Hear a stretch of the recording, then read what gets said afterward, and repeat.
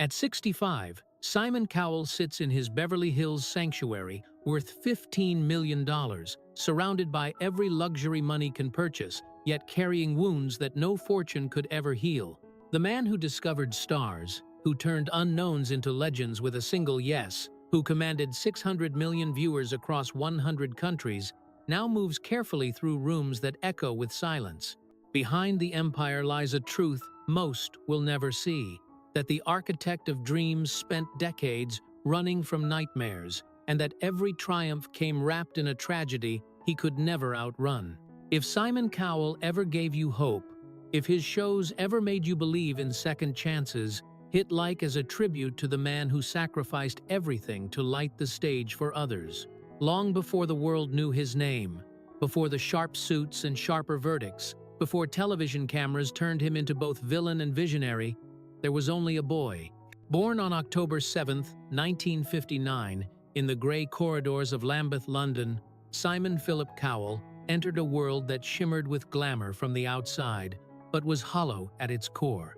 His family moved to Elstree, Hertfordshire, a town quiet enough to swallow secrets, and it was there, inside walls, papered with expectation, that Simon learned his first cruel lesson, that love could be present without ever being felt. His mother, Julie Brett, had once been a ballet dancer, a woman who glided through rooms with the elegance of someone performing even in stillness. She was beautiful, poised, admired, but behind the grace was distance, an emotional chill that no amount of proximity could thaw.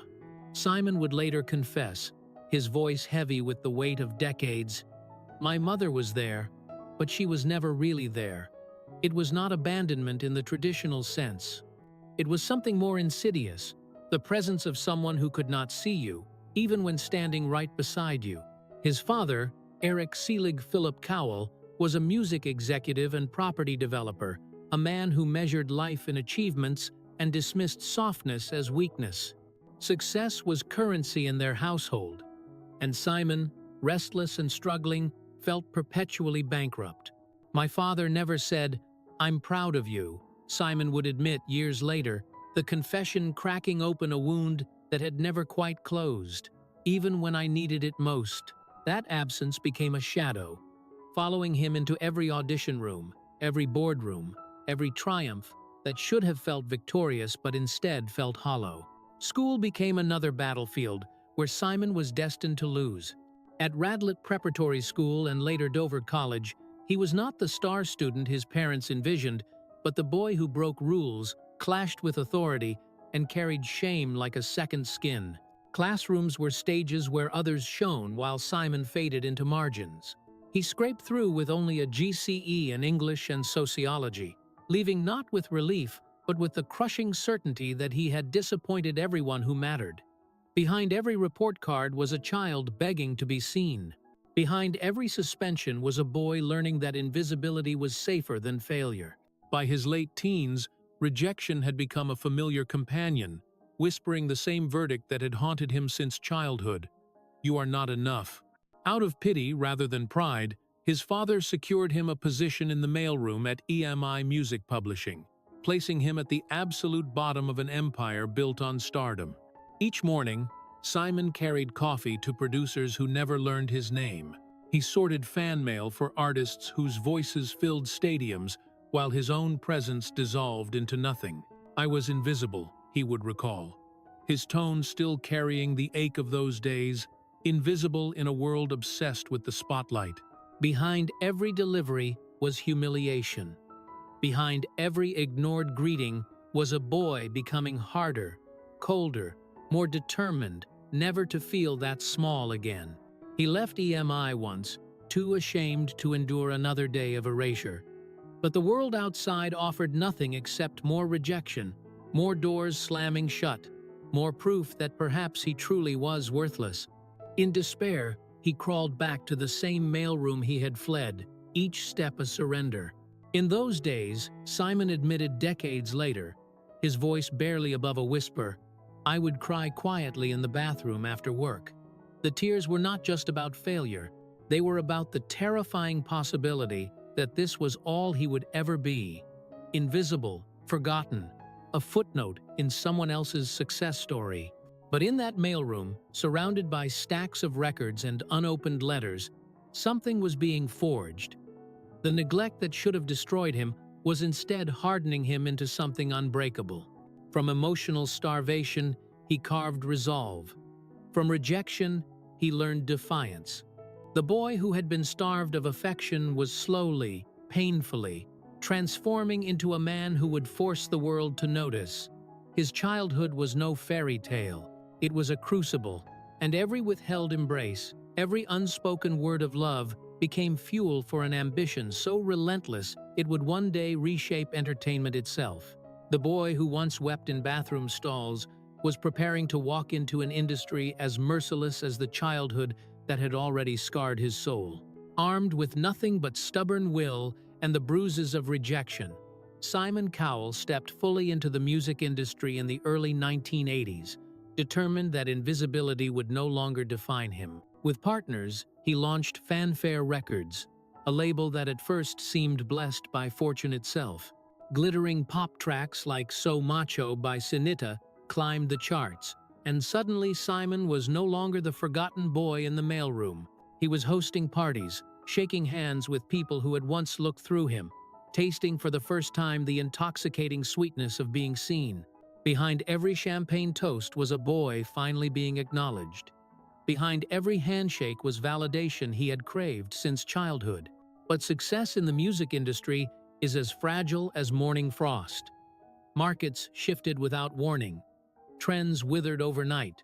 And by the decade's end, Fanfare Records was nothing but an empty shell. Its offices abandoned, its contracts worthless, its founder drowning in debt. Simon, barely 30 years old, found himself back at his parents' home, retreating to the same childhood bedroom that had once echoed with loneliness. Now it whispered a new word: failure. The humiliation was crushing. Friends vanished like smoke. Doors he thought were finally open slammed shut with brutal finality. Creditors circled like vultures sensing death. That time nearly broke me, Simon would confess years later, his voice carrying the weight of a man who had stared into an abyss. I felt like a ghost haunting my own life. Behind the bankruptcy was not just financial ruin but existential erasure, as if the universe itself was confirming what his father's silence had always suggested. You are not enough, you never were, you never will be. But ruin, as Simon would discover, can be a strange teacher. In the ashes of Fanfare, something fierce began to take shape. He studied not just music but the machinery of fame itself.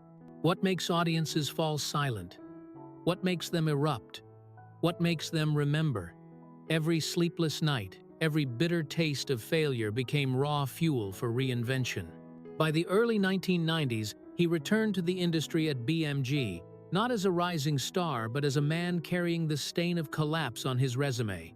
Every meeting was a reminder. Every handshake was laced with unspoken doubt.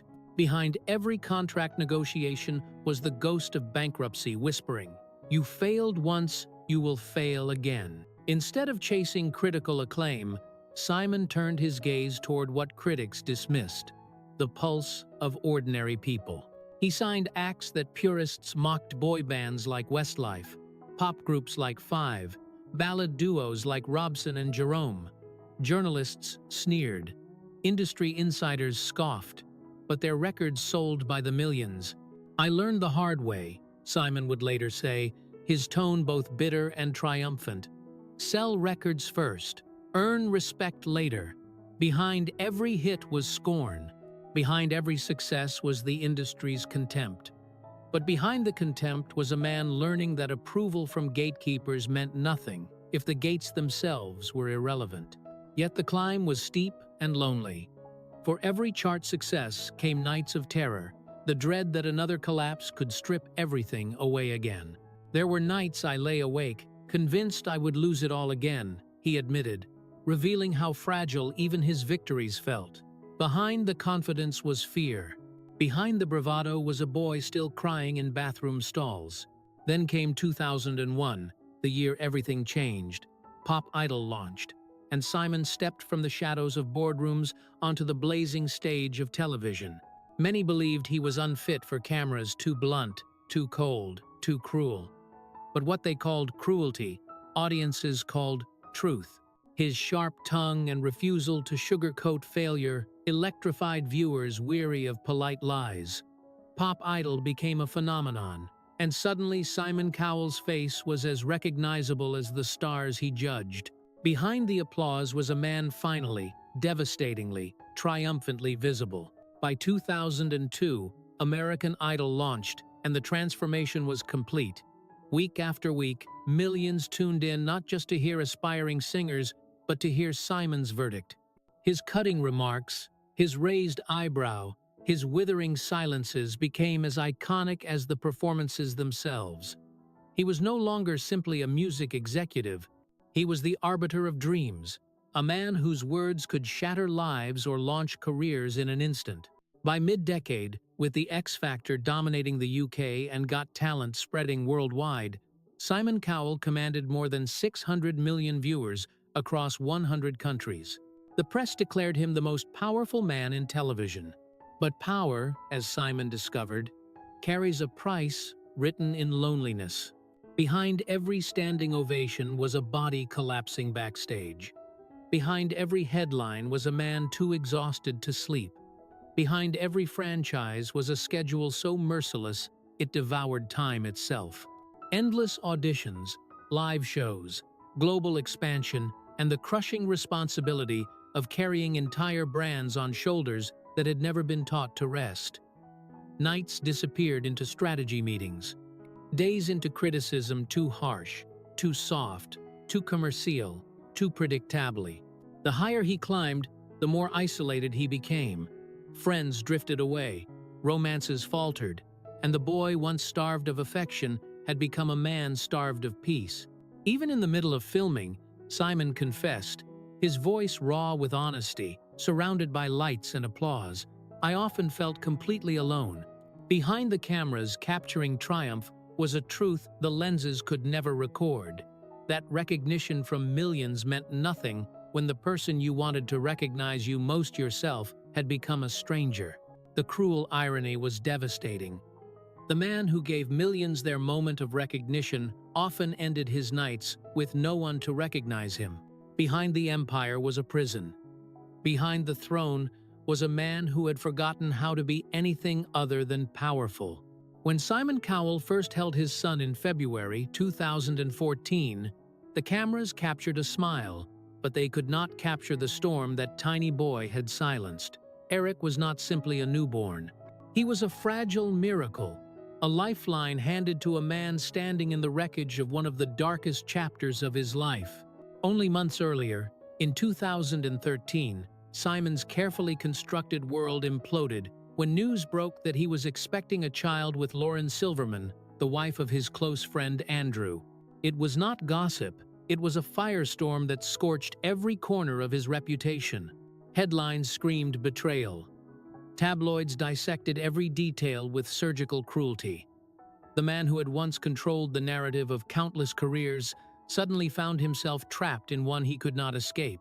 Overnight, he was cast not as the master judge of talent but as the judged, the villain, the homewrecker. Behind every headline was shame. Behind every camera flash was a man longing only for invisibility. The betrayal stung deepest not in public outrage, but in private abandonment. Friends turned their backs. Whispers followed him into every room. Trust, once broken, is rarely repaired. Andrew Silverman filed for divorce, citing adultery. And Simon, once the figure of power and certainty, felt powerless. "It was not something I'm proud of," he would later admit, his voice carrying no excuses, only the heavy weight of regret. For a man who had built his empire on control, it was the most powerless moment of his life. Behind the scandal was a man finally facing consequences that money could not erase. And yet, from that chaos came unexpected rebirth. When Eric was born, the narrative shifted from scandal to salvation. Simon's world, once measured in ratings and revenue, suddenly revolved around tiny hands and bedtime rituals. The man who barked orders in boardrooms learned to read children's books in the quiet glow of a nursery. He swapped contracts for Lego towers, critiques for lullabies, studio lights for the warm miracle of fatherhood. My priorities changed completely, he confessed. My world suddenly wasn't about ratings. It was about him. Those closest to him saw the transformation instantly. The relentless mogul who once crossed oceans for business now scheduled his life around story time and bath time. One associate recalled, his voice tinged with wonder, fatherhood saved him. He was on a dark path. Eric gave him a reason to stop, to heal, to begin again. Behind the softened edges was a man learning, finally, what love without condition felt like. But redemption is never without scars. The scandal left wounds that even fatherhood could not fully erase: the loss of friendships, the erosion of trust, the guilt that lingered like shadow in moments between laughter and lullabies. I lost friends, Simon admitted quietly. I lost trust. But I gained something I never knew I needed. Behind the miracle was consequence. Behind the gift was a scar he would carry forever. In 2015, just as Simon was learning to steady himself in the unfamiliar role of fatherhood, life dealt him a blow that no amount of fame could soften: the loss of his mother, Julie Brett. She had lived to 89 years, a graceful former ballet dancer who carried herself with poise even as age slowed her steps.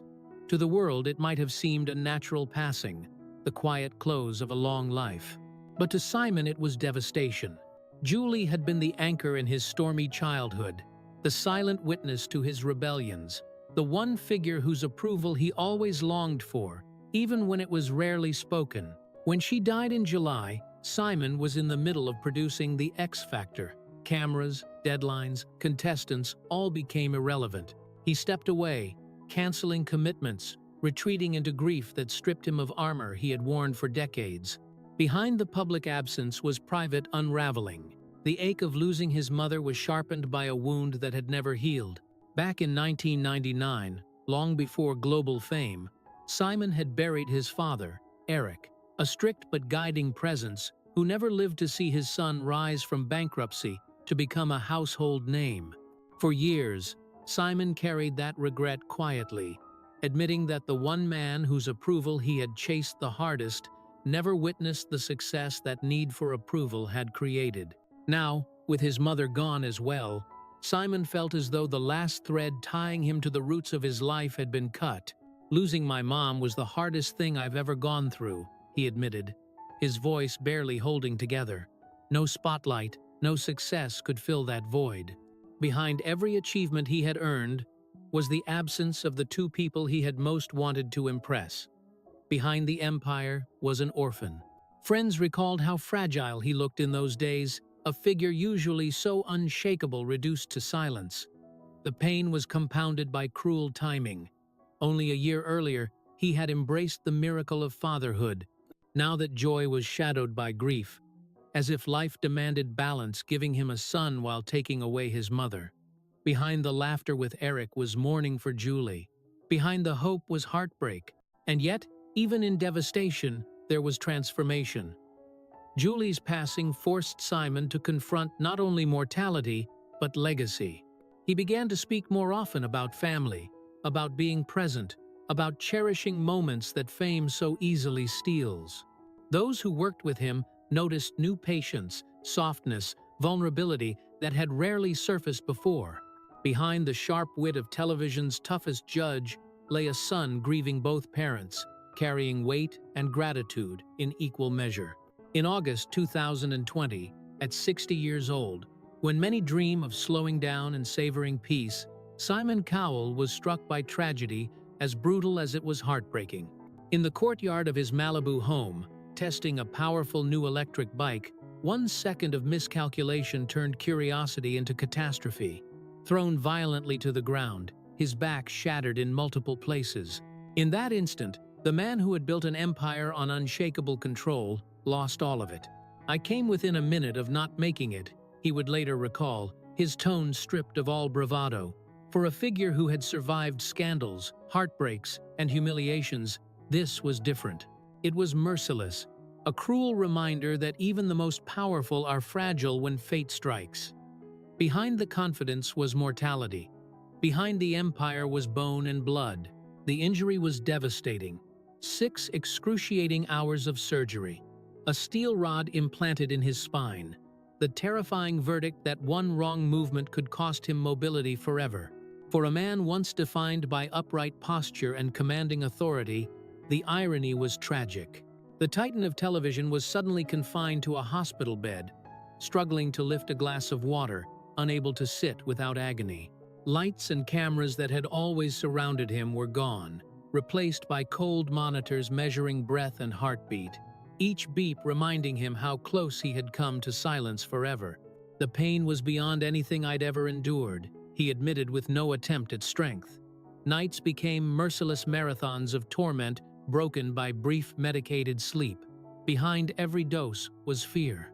Behind every breath was the question, will I walk again? But the most heartbreaking pain was not physical. It was the thought of his 6-year-old son, Eric, a little boy who idolized his father, who clung to him with unconditional love Simon himself had once craved in childhood. As he lay broken, Simon feared Eric might lose him too soon. I thought of Eric, and I knew I had to fight, he confessed, the trembling honesty revealing a man stripped of all armor, fighting not for empires but for bedtime stories and the chance to hold his son without wires or scars. Behind the recovery was defiance. Behind the pain was love, stronger than fear. The recovery was cruel. Standing required assistance. Shifting in bed felt like climbing mountains. Entire seasons of television passed without him. For a man whose identity was control, absence felt like defeat. Friends described him as pale, frail, hollowed by pain. And yet they also saw something else, the same stubborn fire that had carried him from a mailroom to global fame. Slowly, agonizingly, he took his first steps again, each one a triumph against despair. Eric became his greatest healer, cheering his father's faltering strides, reminding him daily why survival mattered. Behind every painful step was a little boy's laughter. Behind every tear was a reason to continue. But just as Simon began to reclaim strength, fate struck again. In early 2022, he suffered a second electric bike accident, this time shattering his arm and bruising his face. Though less life-threatening than the broken back, the humiliation was merciless, a cruel echo of his earlier fall. Once more, he found himself in a hospital gown, stitched and scarred, mocked in headlines that called him reckless, fragile, foolish. Behind the physical pain was psychological torment. The sense that destiny was taunting him, reminding him that control was always illusion. To be knocked down once was tragedy. To be knocked down twice felt almost like punishment. Behind the second fall was terror that there would be a third. Behind the scars was the realization that he was not invincible. It changed me in every possible way, Simon admitted. Both accidents became mirrors reflecting the reckless pace, the sleepless nights, the endless hunger for empire, and the brutal truth that none of it mattered without health, without family, without tomorrow. Behind the mogul was a man finally learning what truly mattered. By 2021, years before the accidents, Simon had already begun battling a different kind of fall, one not from bikes but from grace. For years, he had dabbled in cosmetic enhancements. Botox here, fillers there, each procedure justified as maintenance, a shield against the slow march of age. At first, the changes were subtle, even invisible, but as interventions multiplied, the shield began to crack. By 2021, fans and critics stared in shock at a man who no longer looked like himself. His once expressive features seemed frozen, his trademark smirk stiff, his cheeks oddly swollen. Headlines blared. Simon Cowell, what happened to his face? Memes spread mercilessly. Online forums dissected every frame. The man who had made a career judging appearances now found himself judged, mocked, ridiculed. Behind the procedures was insecurity. Behind the frozen face was a man terrified of aging. I went too far, he admitted with uncharacteristic humility. There was a point I looked in the mirror and literally didn't recognize myself. That confession carried more weight than tabloids realized. It was not just cosmetic admission but existential crisis. For a man who had clawed his way from invisibility to omnipresence, losing recognition in his own mirror was its own annihilation. Behind the empire was a stranger. The emotional toll ran deeper than vanity. Simon began withdrawing from the spotlight. He reduced appearances on America's Got Talent, skipped promotional tours, allowed others to take the front seat in shows he once dominated. Insiders whispered that he looked tired, diminished. The sharp sparkle in his eyes seemed dulled. "I don't need to be everywhere anymore," he said quietly. "I just want to be there when Eric laughs." Behind the withdrawal was wisdom finally breaking through. The scrutiny did not stop. Paparazzi trailed him. Tabloids speculated about new procedures even when none existed. Every rare appearance was magnified under microscopes. For the first time, Simon understood what it meant to be the object, not the observer. The power had inverted. The judge had become the judged. Behind the tabloids was humanity's cruelty. Behind the mockery was a man learning humility. Yet from humiliation came clarity. Simon chose to stop. He abandoned cosmetic treatments, vowing to let nature reclaim what needles had altered. Enough, he decided. Let it age. Let it show. It was more than aesthetic decision. It was declaration of peace with himself. Behind the decision was surrender. Behind the surrender was strength. When Simon eventually re-emerged, it was not with gloss of artificial youth, but with authenticity of a man who had survived public ridicule and chosen honesty over illusion. Fans who once mocked him now saw something different. Humanity. Behind the lines was truth. Behind the truth was courage. In September 2024, when Simon Cowell had just begun imagining the autumn of his life as one of gentler rhythms, fatherhood, reflection, slower-paced tragedy arrived with cruelty beyond comprehension. Liam Payne, the boy Simon first encountered at 16, standing nervously under stage lights, yet carrying a voice filled with unshakable promise, was suddenly gone. Not after decades of stages and sunsets, but violently, at only 31 years old. A fall from a hotel balcony in Buenos Aires ended a life that had only just begun to unfold. The headlines read like fiction. The silence they left behind was painfully real. Behind the news was devastation that words could scarcely hold. For millions of fans, the news was shocking. For Simon, it was devastating in ways that cut deeper than any accident, any scandal, any failure. Liam was not another contestant. He was not another star in a catalog of stars. He was family. The boy Simon had placed in One Direction in 2010, the group he carefully pieced together, the band that became phenomenon and defined an entire generation. Simon remembered that audition, the nervous laugh, the flicker of determination in Liam's eyes. A simple yes had unlocked a journey that seemed destined to last decades. To see that light extinguished so abruptly, Simon would later say, voice-breaking was like losing a son. Behind every memory was guilt. Behind every recording was the question, could I have done more? Simon knew loss. He had buried his father in 1999. He had laid his mother to rest in 2015. He had survived his own near-fatal accident. But this was different. Those earlier goodbyes, however searing, had come in natural rhythm of life. Liam's death was unnatural, merciless. A young man ripped away in his prime, with unwritten songs left hanging in air like unfinished prayers.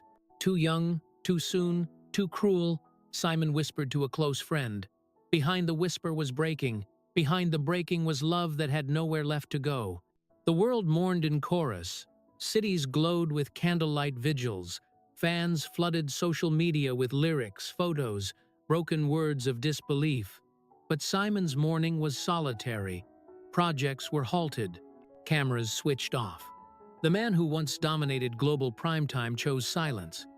His nights were no longer filled with bright studios, but with quiet hours alongside Eric. Friends noticed how he held Eric tighter, as if every laugh, every bedtime story carried weight of something sacred. It was as if he was trying to give Eric every moment Liam would never get to give, one recalled. Behind the embrace was terror. Behind the stories was the knowledge that life could end without warning. In private, Simon returned to the beginning. He replayed grainy audition tapes of Liam and the boys, so young, so full of untamed hope. What once felt like nostalgia became ritual mourning. Each laugh on tape was wound. Each song was ghost of what might have been.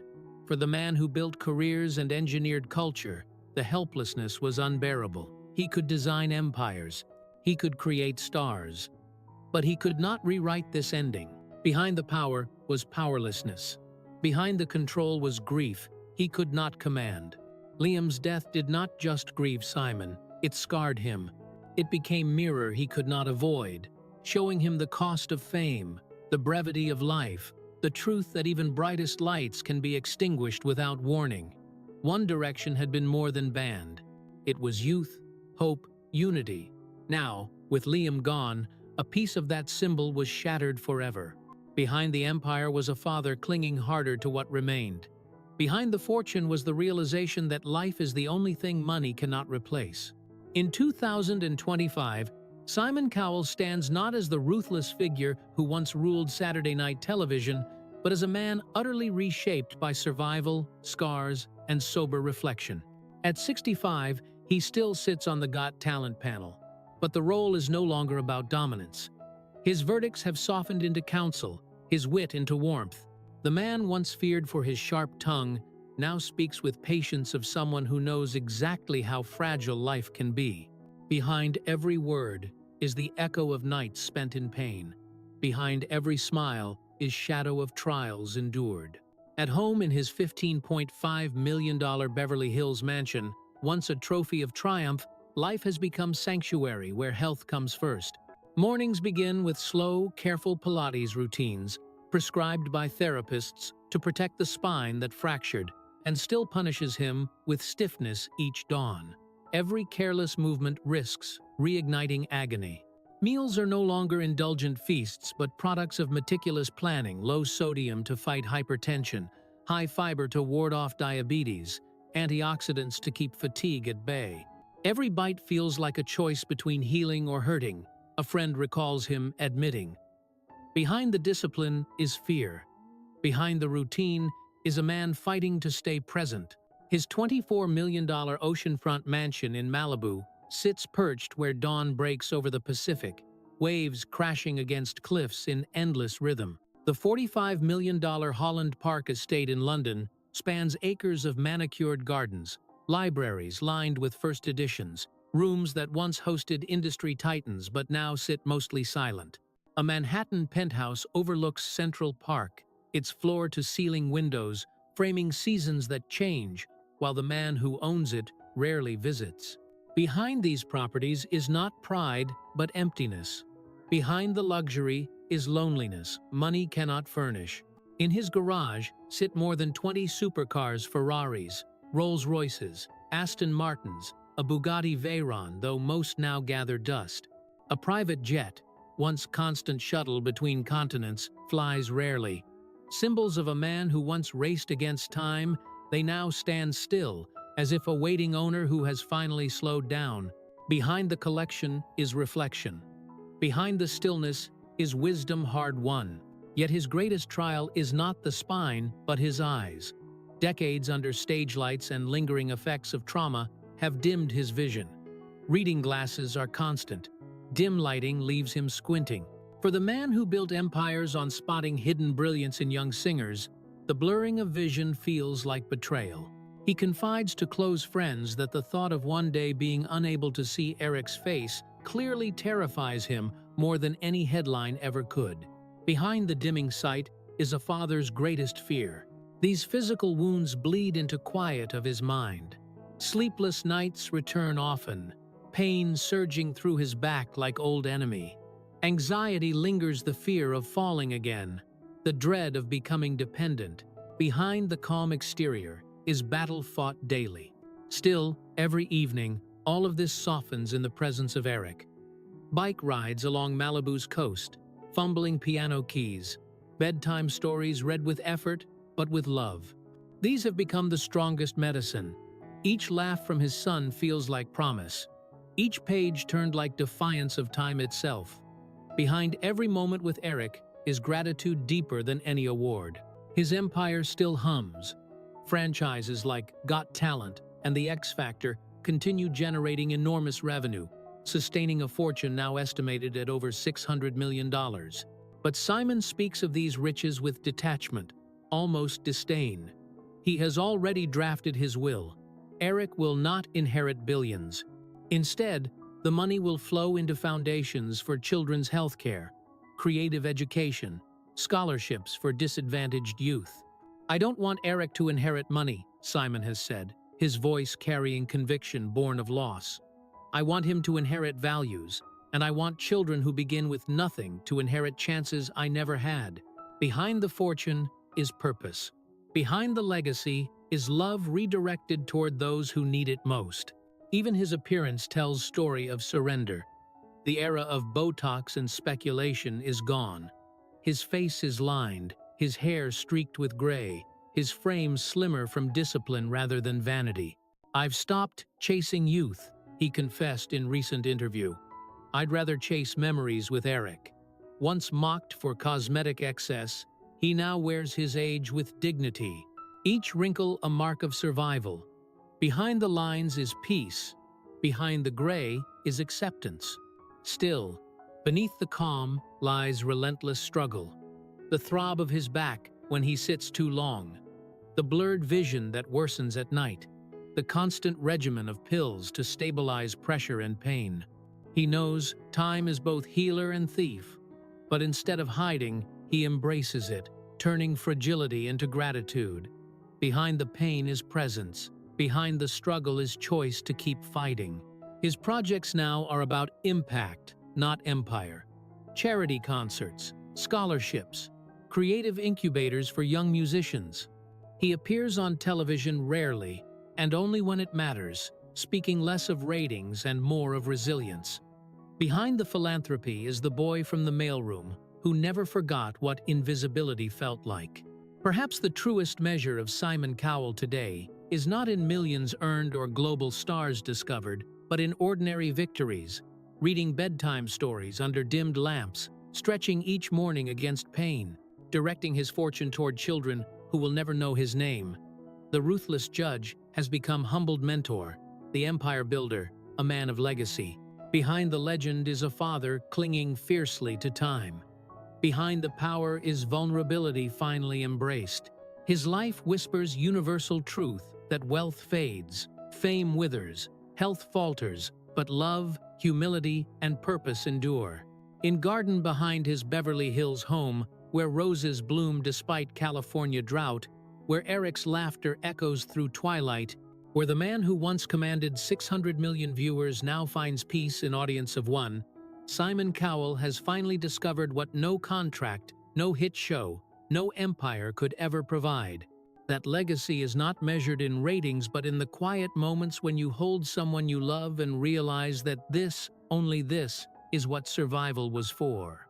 The boy who once cried in bathroom stalls has become a man who weeps not from shame but from gratitude. The invisible child has become a visible father. And in that transformation lies the most heartbreaking truth of all. That sometimes we must lose everything to find what truly matters. Now his story turns to you. What lesson will you carry from Simon's journey? To slow down before fate forces you to? To cherish presence over applause? To measure wealth not in possessions but in moments that take your breath away? Share your reflections below. Let us honor not the empire but the humanity behind it. For in every scar, in every shadow, in every sunrise watched from a Malibu cliff, Simon Cowell shows us the ultimate truth. That the greatest legacy is not fame, but the courage to be fragile, to be flawed, to be heartbreakingly, beautifully human.